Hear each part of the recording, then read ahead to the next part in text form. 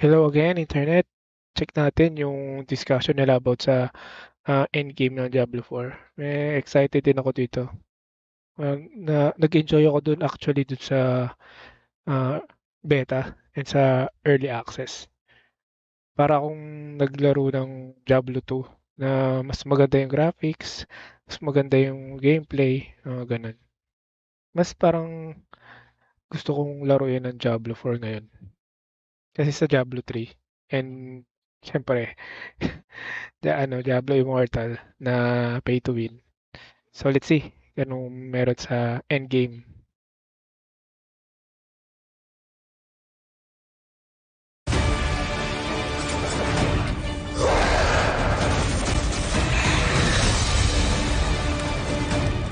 We're really excited about getting this game into players' hands and letting them experience this massive world. A main cornerstone of D4 is play your way. As a player continues to advance through the story and into the endgame, they'll unlock a ton of brand new activities that provide meaningful progression, no matter their playstyle. Players will be able to keep progressing in the narrative of the game. Alongside that, the whole team has worked on crafting a variety of different experiences players can pursue.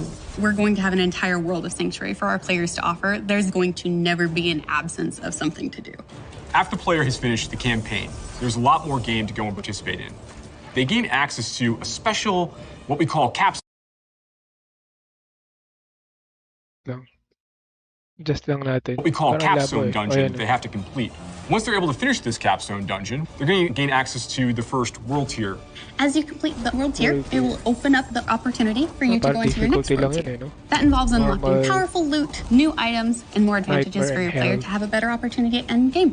Whether you're a fan of dungeons, PvP, or just roaming around the world, there's a way to continue your Diablo Roaming around adventure the long world. after hitting max level.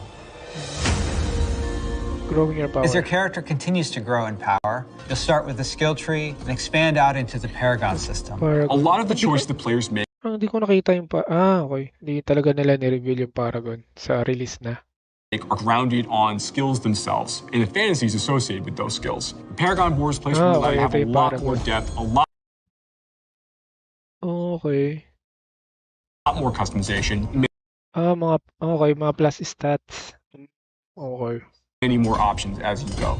You can rotate the board, so you can choose a different path if you're like, I want to do more strength-based things, or I want these particular booms or customize mo pa rin. glyphs. You can chart your path through it, and they're really a way for you to keep expanding your character and making it uniquely yours. Similar to the Paragon boards is the Codex of Power. It's an Hindi in-game ko system maintindihan to that eh. holds the aspects related to the character. You are able to complete a dungeon, and they will have a chance to drop an aspect that you can pick up. And what this allows players to do is take items they're finding in the world and make them more powerful, turn them into legendary items. It's really special to discover what kind of playstyle really means the most to you. Nightmare dungeons. Every Right. part of Sanctuary is fulfilling and satisfying. Dungeons in particular are really close to my heart. Nightmare dungeons are going to give the players the opportunity to experience a dungeon that they might have already experienced in their past playthroughs. They'll enter the dungeon with a found sigil that alters the playstyle and the intensity of the dungeon.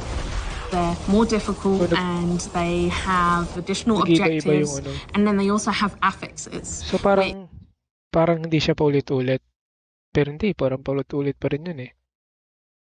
Magiginong kaya yun. Or kasi may mga affixes daw. Yeah, check Add natin. a degree of difficulty for you and your group to work through. One of my favorite affixes that you can find in Nightmare Dungeons is actually called Hellgate. Occasionally, these portals will open up throughout the area that will just Okay. pour out different monsters that aren't native to that region for you to also be dealing with while you're trying to handle everything else inside the dungeon. There's over 120 dungeons to play through and find in Diablo Screen 4, nito. and any one of them can become a Nightmare Dungeon by finding a Nightmare Sigil and then using it to activate the Nightmare version of that dungeon space. Everything's a little darker, everything's more difficult. It's going to add a little bit of a twist of Parang- flavor on your particular dungeon. They hit hard lang siguro. In-game exploration. There's some targeted activities in Diablo 4 that suit what you're feeling in the mood for. The forces of hell are starting to have more influence in certain parts of Sanctuary in the vast interconnected overworld of the experience. And as the players are going into Helltide areas, you're going to find even more powerful monsters. And by killing them, they'll be able to gain these special shards they can take to go and use to purchase these big rewards that are available at these caches that are found literally throughout Helltide areas. The sky darkens and the rivers run red. Well, then at least may reward pa rin. Meteors fall from the sky and the monsters get harder. We really want to create new experiences for the players. There's one I really like called Whispers of the Dead, which you get from the Tree of Whispers. The Tree of Whispers is grim and a little gruesome, but it's also something mystically haunting and kind of beautiful. The tree has a little bit of a grudge against our players and would like for them to go serve its needs. So you're going to go serve these bounties, gather different rewards, different items, and bring them back to the tree in hopes that it can exchange you something really meaningful. Maybe you're going to go to the Fractured Peaks and take out some werewolves that are rampaging in a town. They're contained activities that you can do alone or in a group. We really wanted to create variety for people to be able to spend time where they wanted to in the world. It's very cool the way it's been put together, and I can't wait for people to see it, to be honest. The Fields of Hatred. Okay. In Diablo 4, we have a focus on the world of Sanctuary. And there are parts of that world that we call the Fields of Hatred, where Lilith's presence in Sanctuary has begun to seep through and manifest these poisonous areas throughout the world. When players go to these regions, they get to engage in player versus player conflict. These offer opportunities for the player to collect shards.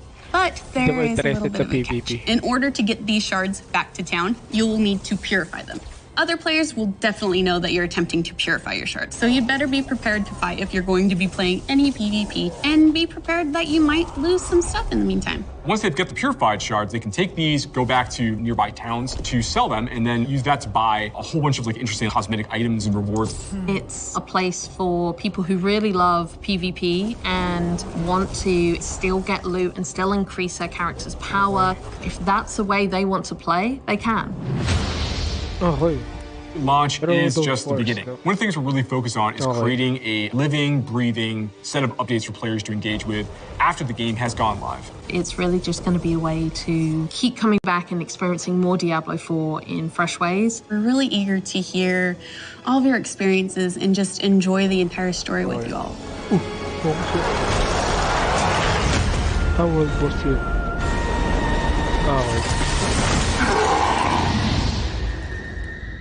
Ayun. June 6.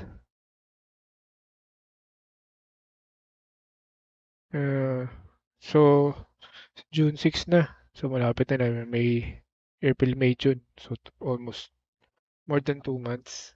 Maka-release na siya. Okay na to. So, excited. Actually, excited ako laruin yung Diablo 4. Enjoy ako dun sa, sa beta.